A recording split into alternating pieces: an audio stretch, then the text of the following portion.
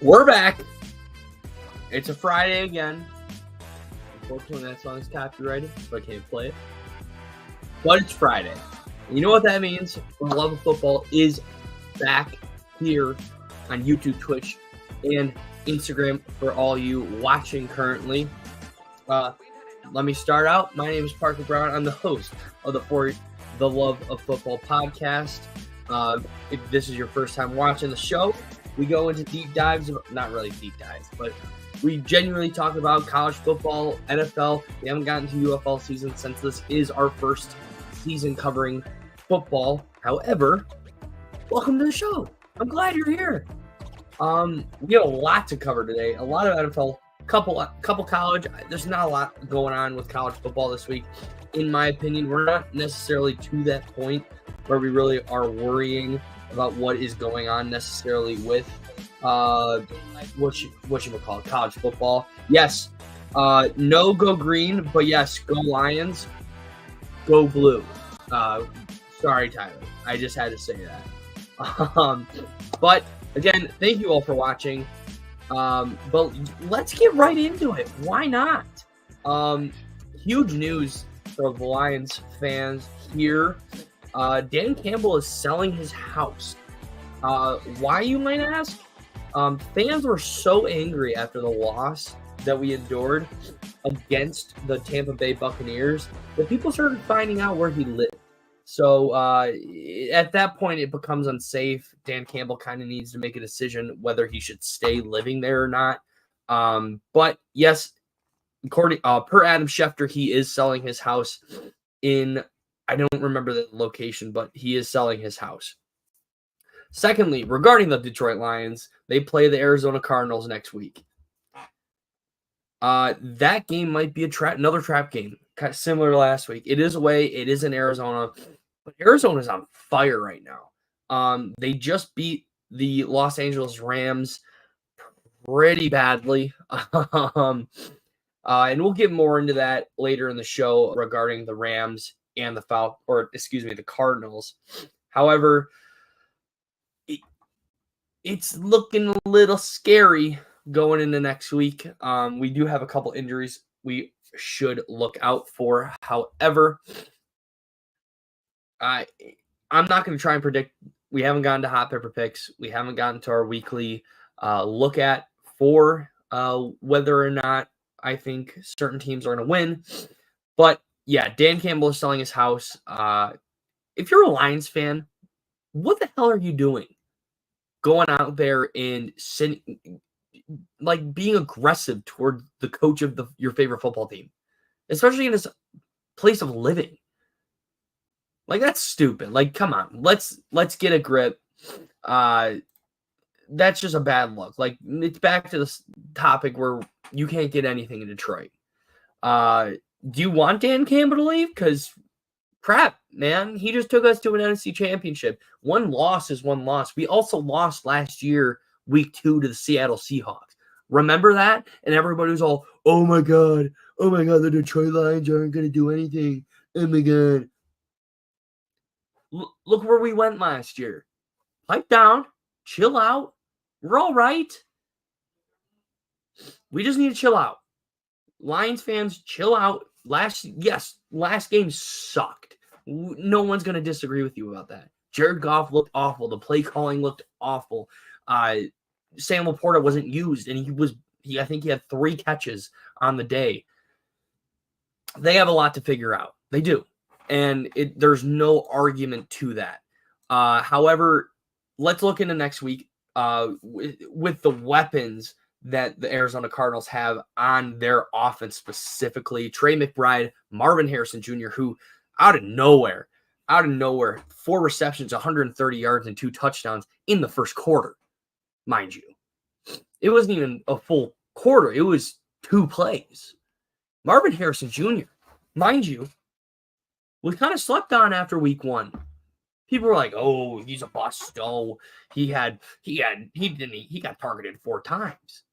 He didn't used. Mind you, Marvin Harrison Jr., newsflash, is probably the best rookie in football right now. Don't shoot the messenger. I'm just telling you. That's all you got to know. Marvin Harrison Jr. He put up Randy Moss numbers on the Los Angeles Rams, former Super Bowl champions. If you still think he's a bust after that, I had notifications, not even walking home from the Lions game, saying Marvin Harrison Jr. touchdown. I'm like, oh, cool. He finally caught one. Not even 5 minutes later, I'm walking out. I get another notification. I'm like, oh, he caught another one? And now he has 2 touchdowns, he had 4 receptions, 130 yards, and 2 touchdowns in 1 quarter. That hasn't happened since Randy Moss. Numbers like that have not happened. Mind you, Randy Moss had 3 catches, 3 touchdowns, and I believe 160 yards. But if you still don't believe in Marvin Harrison Jr. and the Arizona Cardinals after that game, if Kyler Murray can stay healthy, they are playoff contenders. They might win the division with how bad San Francisco and LA look. They might. Seattle doesn't look great either. But let's settle down while we are talking about the Lions. All right. So we have a couple injury reports that have come out regarding the Detroit Lions. Let me pull it up real quick. Forgot to pull this up. But Ifeatu Malifuanu, Ennis Rakestraw are both out going into next week or this week. Alex Anzalone, who had a concussion from last game, is currently questionable.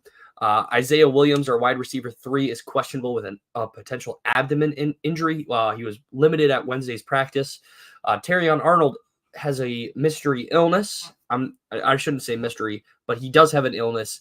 He did not practice Wednesday. Greg Glasgow is also questionable. A couple really yes, Ifeatu Malifuanu has been out all season so far. Would I like him to come back? Yeah, I would be stupid to say not. Ennis Rakestraw is a little concerning to see what he's out with. What is he out with, actually? I don't remember. But Terrion Arnold being questionable, he will probably play. He does need to work on his skills. I mean, he had 3 pass interferences last game, which, yes, week 1, it wasn't great, but it's kind of continued. So we kind of got to figure that out, Terrion. I didn't say it. I did say it, but it's a given. You can't just let people have touchdowns like that. I mean, you can, but you shouldn't. Anyways, we're getting off topic. Ennis Rakestraw Jr. Actually, I don't know if I'm legally allowed to do this. I'm not going to share it. But reports saying from the Detroit Free Press, Ennis Rakestraw Jr. Pulled a hamstring, during warm-ups against the Buccaneers. Ifeatu Malifuanu also remains out with an ankle injury that flared up during training camp. Terrion Arnold, who left briefly at the Tampa game with a finger injury, was out with an illness. No report on what that illness is. Clearly that's a HIPAA violation if they told us. But however, I'm more concerned about Ennis Rakestraw Jr. being out than anybody personally.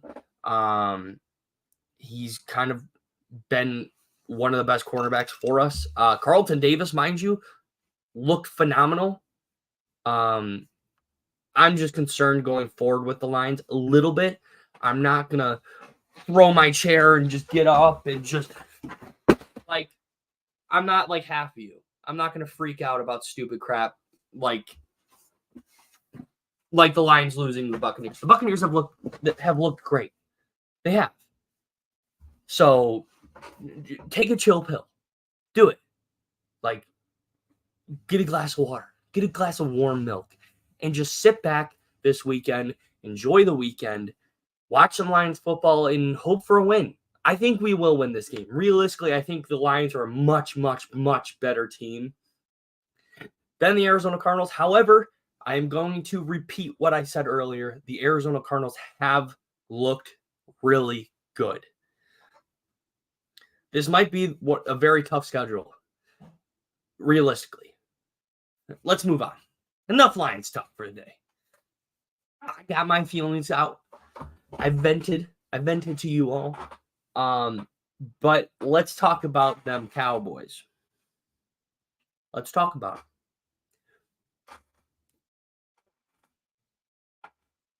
What happened? Cowboys, what happened? How are you going to let Derek Carr, who everybody kind of wrote off this season, score 44 points on your defense? Your defense is ranked like top 3, and they're probably not even 3 in the NFL. Let's see where you're at. I'll even show this. NFL defenses ranked. I'm just saying. You look bad. You looked bad. You look really bad. Like, really, really, really bad. Dallas Cowboys. Oh, I'm not even sharing my screen. Excuse me. Share screen. I don't actually like this website. Top 30 sports grade. Yeah, sure. We'll pop you up. We'll pop you up. Boom. Oh, look at this. No, I don't want an ad. You're not paying me. Cleveland Browns ranked number 1. I'm not really surprised. When was this posted? 2 days ago. Okay, so this is relevant. Number 2, Pittsburgh Steelers. Number 3, Kansas City. Jets, Ravens. It all makes sense. Houston's look phenomenal. Packers, the Patriots. Okay, we'll go back to this, but the Patriots have low-key looked really good this season on defense. And I thought they were going to be trash on defense, losing Matthew Judon. But they proved me wrong. Dallas Cowboys, after hiring Mike Zimmer as defensive coordinator, the Dallas Cowboys have a real chance to be a top defense in 2024. Y'all got exposed. Y'all got exposed by a guy that grabbed his crotch and got fined $14,000. Just letting you know. Kind of sucks if you're a Cowboys fan. But it's better for the Lions. I'm just letting you know. The Lions might be able to top 44 on them. They might be able to do it. But hey, Dallas fans, don't pull up the 9 on me. Get your lassos and put them back. Put your cowboy hats back on. Put your boots back on. And hunker up. Get to AT&T Stadium because you're so excited to watch the Cowboys. Bro, like, come on. Like, Dallas, and for Jerry Jones to come out and be like, I'm disappointed. You built this team. What do you mean you're disappointed? This is your fault mainly. You haven't put actual general talent on the defensive side of the ball besides Micah Parsons and Leighton Vander Esch. Trayvon Diggs is not great. I mean, he gives up more yards than he actually covers. I know he was a pick machine like 3 years ago, but remember, he's not good. He's not a good quarterback. Defensive back. I'll say defensive back just to clear up anything. But Dak Prescott looks like crap. CeeDee Lamb, I feel bad for him, bro. This is why you don't pay guys that haven't done anything in the league, mainly Dak Prescott, the history-breaking contracts. That's why you don't give them that. Games like this prove my point on why Dak Prescott did not deserve the money. If you disagree with me, I'm sorry. You're just factually wrong. All right, next game. Next topic mainly. I'm going to move my light real quick. The Falcons beat the Eagles in an extraordinary ending. Kirko Chains came out. Kirk Cousins was nowhere. Primetime Kirko came out to play. Listen to me, ladies and gentlemen. It was one of those things where, yeah, like, it was all right. Like, mind you, it was a pretty good game. I lost my mouse. Hold on.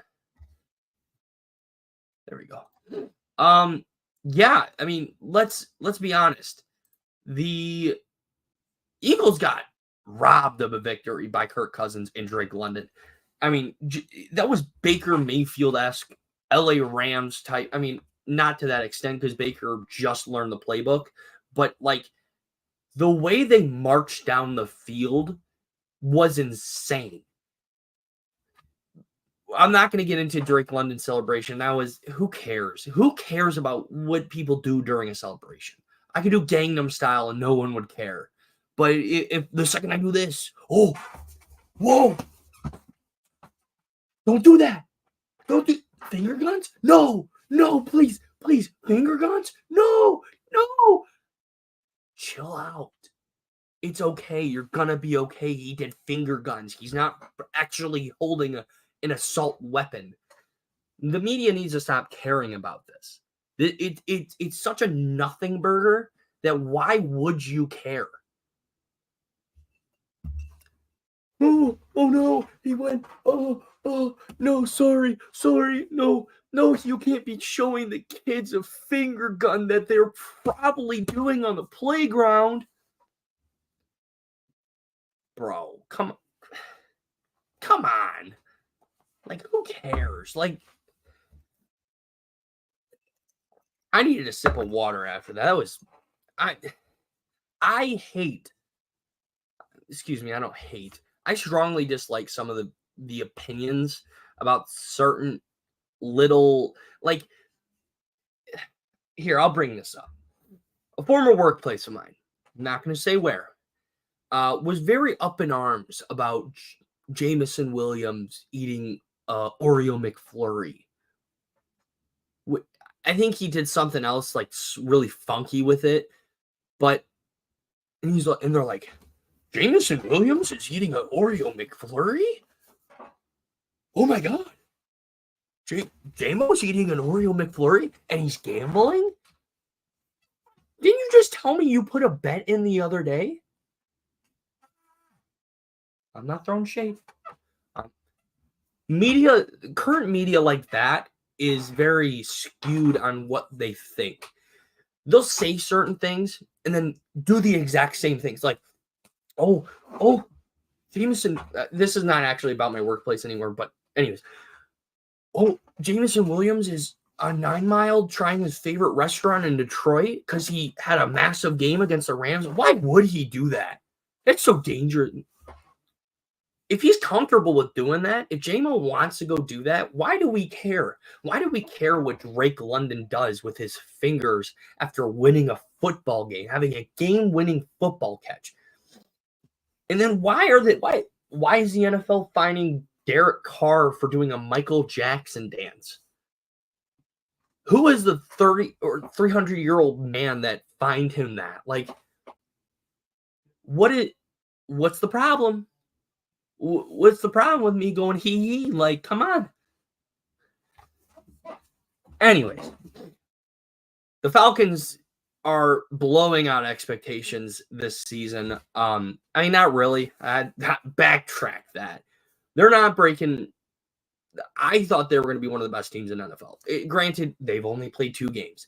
They did beat the Eagles. The Eagles have been projected to be one of the best teams in the NFL with the addition of Saquon Barkley. Saquon Barkley had a really, really bad miss or drop, excuse me, that's the right word, drop late in the game that realistically caused the win for the Falcons. If he catches that ball, Eagles are marching down the field to catch the touchdown or to get a touchdown. But the Falcons have slightly been underwhelming. However, we're going to screw it. We'll talk about the topic now. The NFC South is the most fun division in the NFL. They are.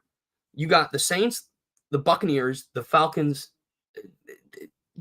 the Panthers. I mean, we're not going to really. That's like the stupid.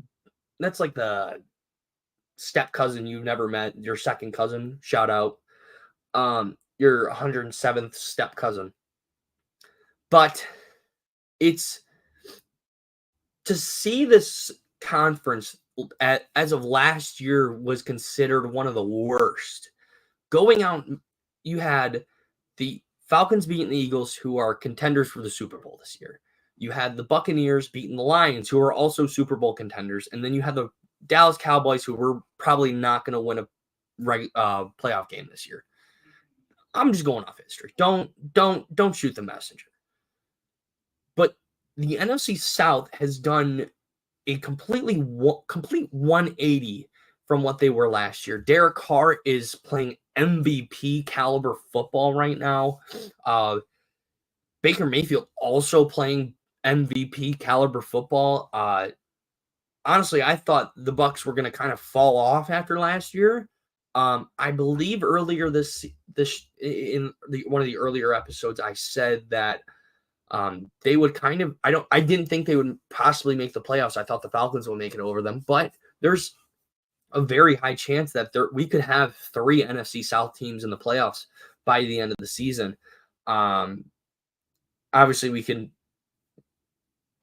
determine which one wouldn't make the playoffs, that being the Carolina Panthers. Mind you, the Carolina Panthers have benched Bryce Young. I'm gonna share my screen here just so we can see what's going on. And then I'm gonna delete this tab. But Bryce Young, after 2 games, has thrown 84 yards, 0 touchdowns. He's had a 69.2 completion percentage, 1 interception, and a QBR rating of 57.2. That's 2 games in. That's what? His 21st game in the NFL. The Panthers, I feel like, have failed him compared to him failing the Panthers. He was touted as this talent going into the draft. He was touted as one of the best quarterbacks going into the draft. Yes, he is undersized, but there is definitely he's an arm. He doesn't have anything around him. They just drafted a running Jonathan Brooks from Texas. He's injured. He doesn't have any weapons. Like, he has Adam Thielen and Xavier Legette, who Xavier Legette hasn't looked great, mind you. But Adam Thielen is probably out of the league in the next 3 years. It's true. And honestly, him, and I'm going to get to it, Bryce Young and Caleb Williams are getting failed, or Bryce Young has been failed by the Carolina Panthers. Caleb Williams is getting failed by the Chicago Bears. But again, we'll get into that once we start talking about the NFC North. I have a couple topics. I probably should have. Anyways. But Bryce Young's been benched after 2 games. 2 not great games, but Daniel Jones has lasted longer as a very bad quarterback in the NFL than Bryce Young. And the fact of the matter is, I think they didn't give him enough of a chance to be throwing Andy Dalton in now. I'm really confused about this decision, honestly. I am concerned about what this means for Bryce Young at the end of the day. I think eventually he will bounce back. I think you get him out of Carolina. You look at what Sam Darnold and Baker Mayfield are doing right now after being in that system. Granted, it is a new head coach. He might just not want to have Bryce Young as his quarterback.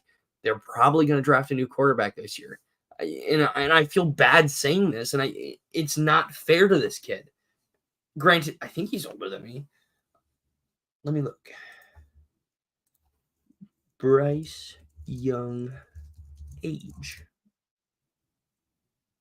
He's younger than me by like 2 months. They didn't give him enough of a chance. They didn't.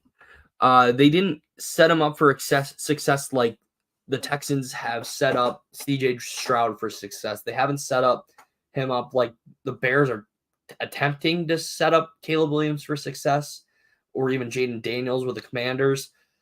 Who's another? I mean, Will Levis has been set up for success. He's just not great. The entire organization has failed him. Bryce Young didn't fail the Carolina Panthers. The Carolina Panthers failed him. That is the moral of the story of that basis. I'm hoping he has a bounce back. I honestly I want to make a trade idea here. I've seen crazy stuff with him, like going to the Rams, or he's not going to go to the Rams. Matthew Stafford is retiring a Ram. There's no way the Rams just won a Super Bowl with Matthew Stafford just to trade him away. Those need to go out the window. They're not, if they can't get Cooper Kupp and Puka Nacua back, they're not in a win now section. They're probably going to sell at the end of the year. And I don't think one of those options that they're going to sell is Matthew Stafford. It's not. It's probably going to be like a guy like Kyron Williams. I think Blake Corum is a better running back than him. Anyways, stop getting off topic. I think Bryce Young is going to get traded to a team like New York, or specifically the Giants. I think Bryce Young could potentially fit a lot better on that team than Daniel Jones does. I mean, where else? I mean, maybe Miami if Tua finally gets healthy. I mean, Miami would be a great destination realistically for any quarterback. Because you got Tyreek Hill, you got Raheem Mostert, you got Devin Achane, you got Jalen Waddle. That would be a phenomenal spot just for any quarterback to go. However, how many teams realistically need a quarterback right now? That's the real question. I mean, through 2 weeks, maybe the Titans, maybe, I don't know, maybe. I mean, the Vegas might need a quarterback next year. The Giants, it's tough to say. I mean, there's a lot of good quarterbacks in this league now. Panthers, but I doubt the Panthers are going to keep them. I don't know. I mean, there's a lot of empty spots. I feel like in the NFL. Maybe the Steelers, if they don't decide that either option with Russ or Fields is a great option. Shoot, I'm really trying to think. I'm digging deep. Colts, no. Yeah. I mean, they're really only 3 options. I mean, granted, let's see how long some of these other quarterbacks that I think are probably on the fringe. I think Brock Purdy honestly might be on the fringe of losing his job if he doesn't go and win a Super Bowl. Honestly, he might get pulled like a Jimmy G. But I'm not preying on the downfall of any quarterbacks. That's not my job here. But Bryce Young has been done dirty, and honestly, I hope Andy Dalton does well. I'm not. It's not my place to judge. Next, we're just gonna move on from that topic because I just rambled for 30 minutes. I feel like Jordan Love is currently questionable again to come back. He might come back against the Titans in that. And whoa, it's insane. It's insane to say because of how the reports were saying how severe his injury was. Honestly, personally, I think it would be a huge mistake for the Packers to do that. And that's not me just being a Lions fan and saying, I'm being completely unbiased here. If you bring back Jordan Love against the Titans, he's going to get re-injured. He is. I believe it was a sprain that he suffered, like an MCL sprain. And I have had an MCL sprain, and that crap hurts. It is not fun. So, injury.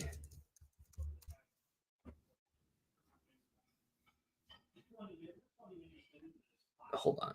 Yeah, it was an MCL sprain. You don't recover from that in a week. You don't.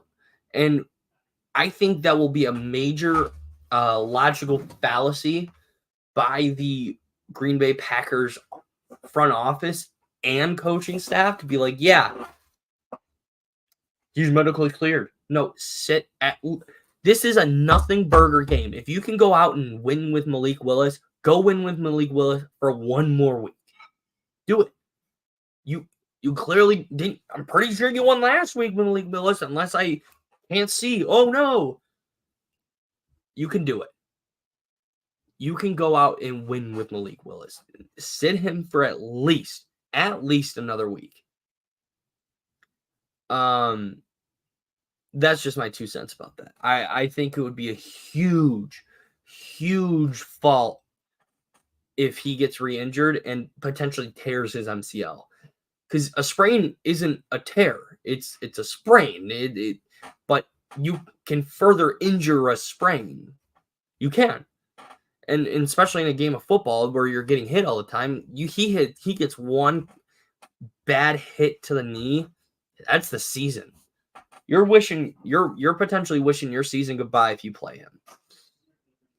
Next, I touched on it in one of the previous topics. The Bears coaching staff is completely failing Caleb Williams. Caleb Williams, hold on, delete this.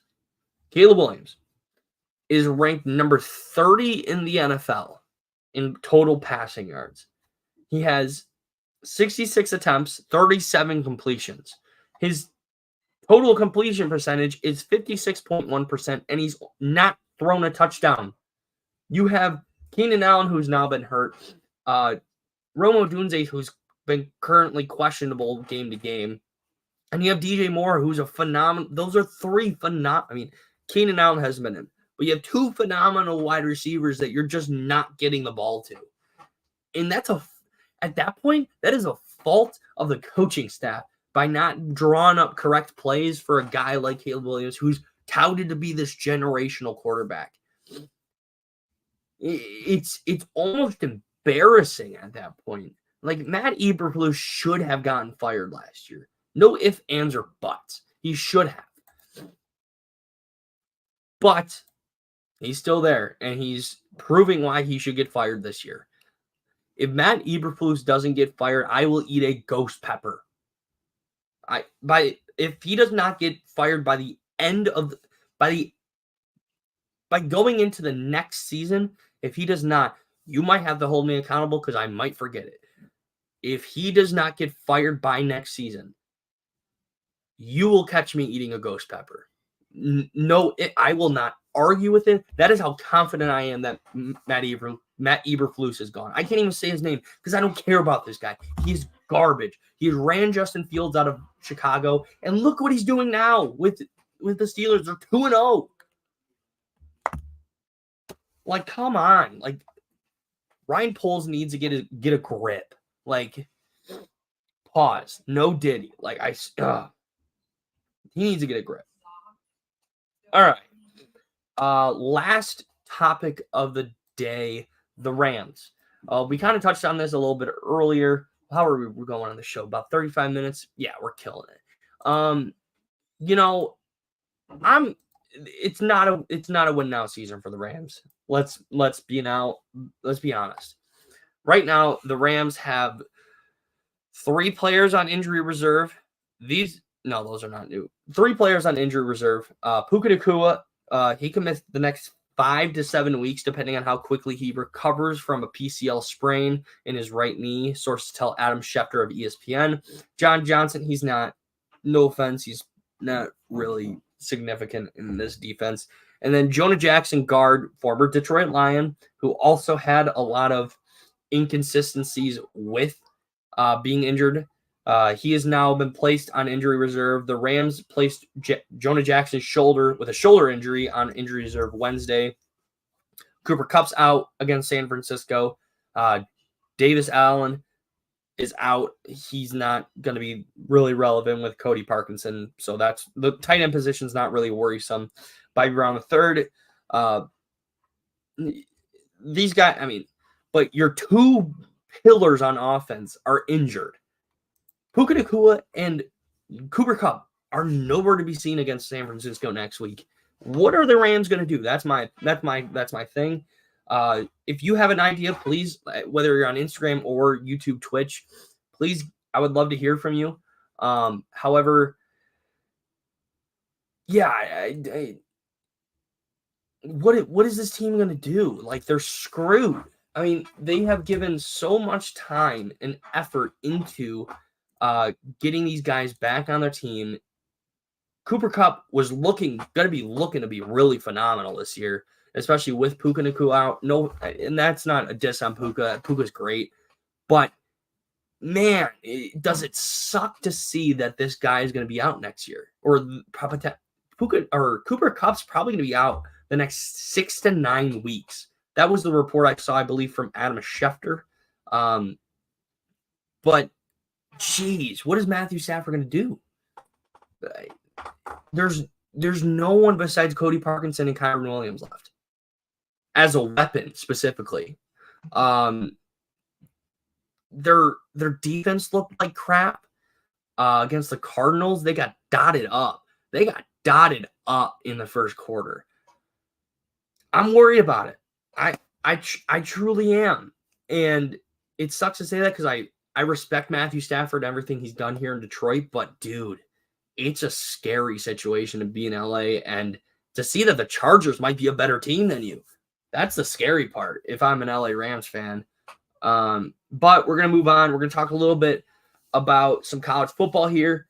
Arch Manning and the Texas Longhorns are currently 44.5 favorites. 44.5 point favorites over University of Louisiana Monroe. Let me pull up Texas versus ULM. Yeah, and Arch Manning's going to be – he's been great. Let's be honest. This dude has been everything he's been touted to be. Here we go. I'm going to share my screen.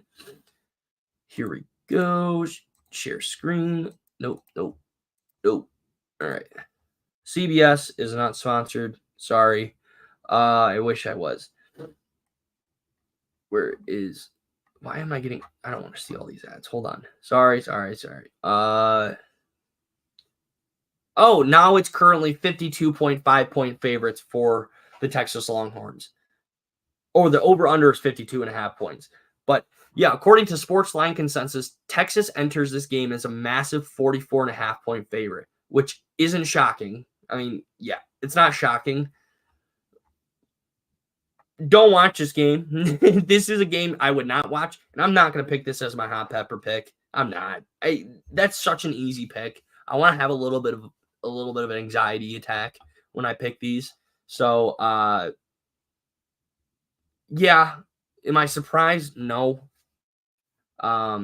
Is it gonna wow me that Arch Manning throws for 500 yards and 6 touchdowns? No. But Arch Manning so far has the longest run of any of his family members.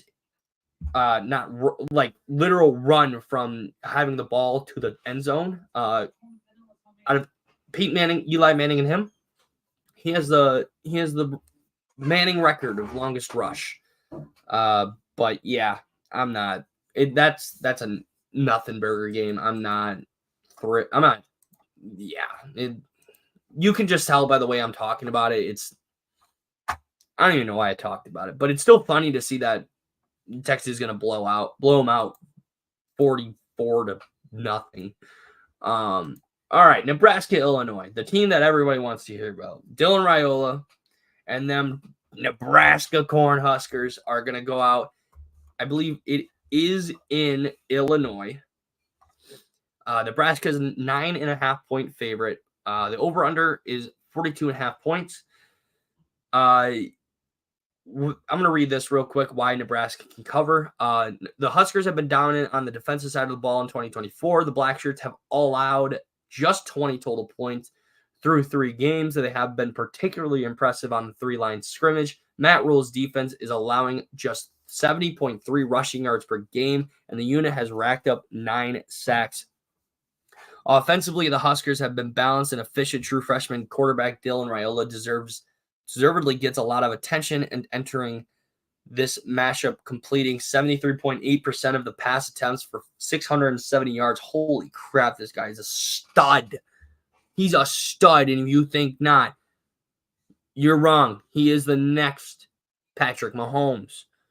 Nebraska also averages 171.3 yards per game with sophomore running back Dante Dowdle, 184 yards, 3 touchdowns, leading the way. They're winning this game. And I wish I could pick them again for my hot pepper pick, but I made a promise to you I'm not going to repeat picks until I lose. Nebraska's rolling. I got Nebraska winning this game. If you don't, you're trash, and you're a trashy hoe. But next, Michigan versus USC. This is probably game of the week for the Big Ten. This is going to be huge news regarding who wins this game. Alex Orji has been named the starter for this game. So don't expect a lot of raw passing. It's probably going to be more of a traditional Jim Harbaugh style offense where they're going to use Alex Orji with his legs. They are. Davis Warren's been crap. He has. Absolute garbage. Goodbye. But USC is a current favorite at 5 points. That's weird. I'm surprised they didn't put 5.5. But anyways, yeah, it's not surprising to me personally. But we'll get there. But yeah, I don't know who to pick honestly in this game. Michigan is so unproven this year that it could go either way. But seeing what USC should have lost against LSU if it wasn't for coaching mishaps. But, given what I've seen, I will probably say a USC wins this game. I don't know. That's a tough part. I could be very wrong. And I don't really want to pick either of those teams for a hot pepper pick. But we're going to pick them.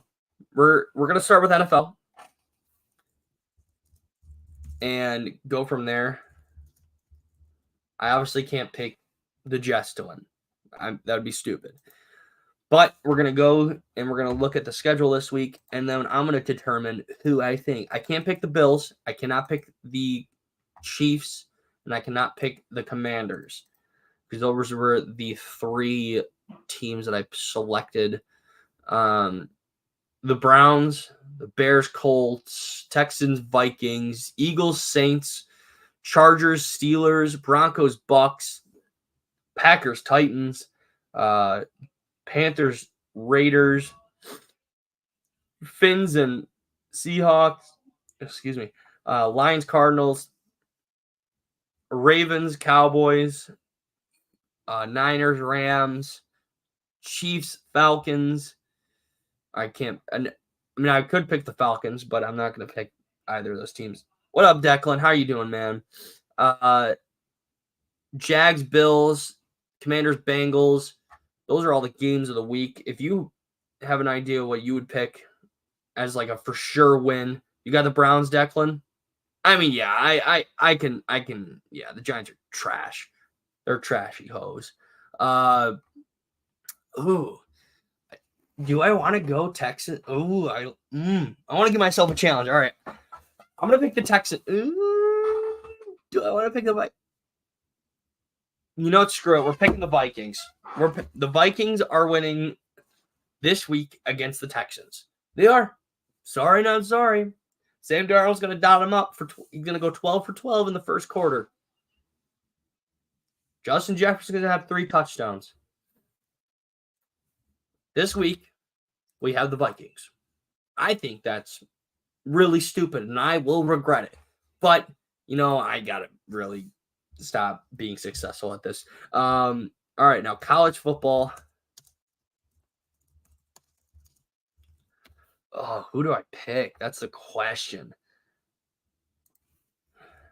There's so many. I don't want to pick Michigan versus USC. I don't. I don't trust.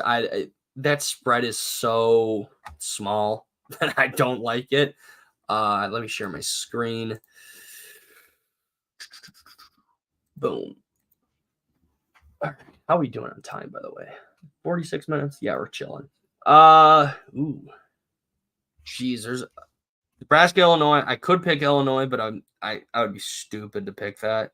Ohio State, Marshall, Clemson, NC State, Florida, Mississippi State, Charlotte, Indiana, Villanova, Maryland, James. Oh my God, there's so many.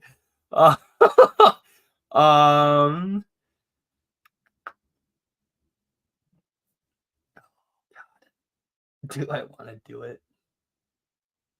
Oh, do I want to do it? I don't know. Florida State, California. I don't know. I don't want to risk it. Because if I lose with the Vikings, I'm not trying to eat a second habanero pepper. I'm just not. So I at least should genuinely think about this one. Who is NIU playing? I just saw them. NIU. Where are you, NIU? NIU plays Buffalo.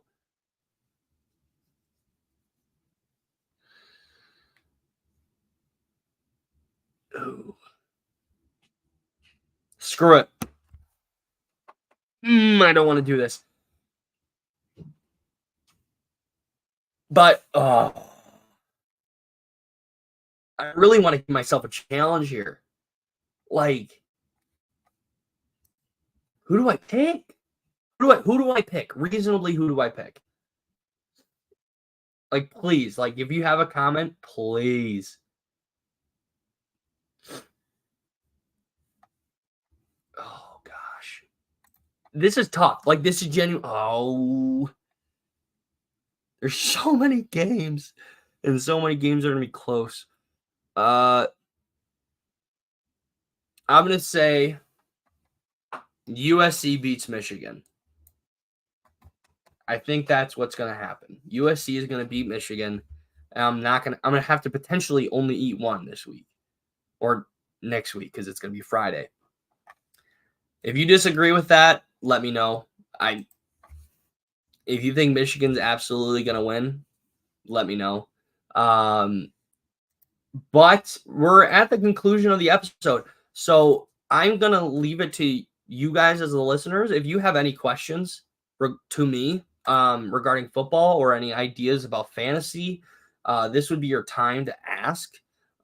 So yeah, ask away. I'm gonna probably be talking a little bit about what's going on for the next, I don't know, like 3 minutes or 45 seconds. But yeah, thank you all for watching. First of all, episode 5, great success.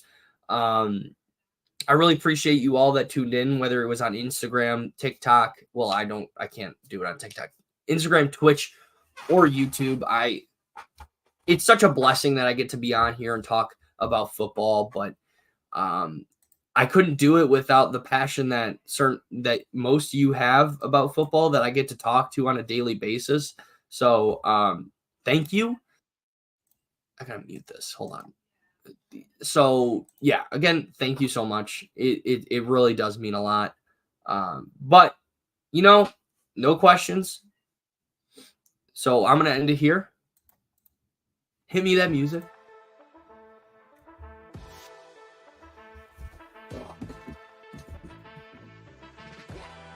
See ya.